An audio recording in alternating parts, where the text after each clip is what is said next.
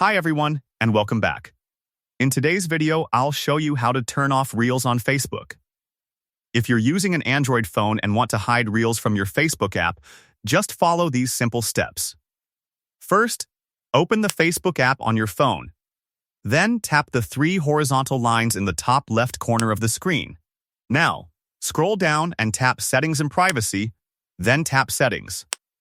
Next, scroll down until you find the Preferences section and tap Tab Bar. After that, tap Customize the bar at the top. Now scroll through the list and find Reels. Tap on Reels, then change the option from Auto to Hide. That's it. Reels will now be hidden from your Facebook tab bar, giving you a cleaner Facebook experience. I hope this video helped you. If it did, don't forget to leave a like and subscribe to the channel for more helpful tutorials. Thanks for watching, and I'll see you in the next video.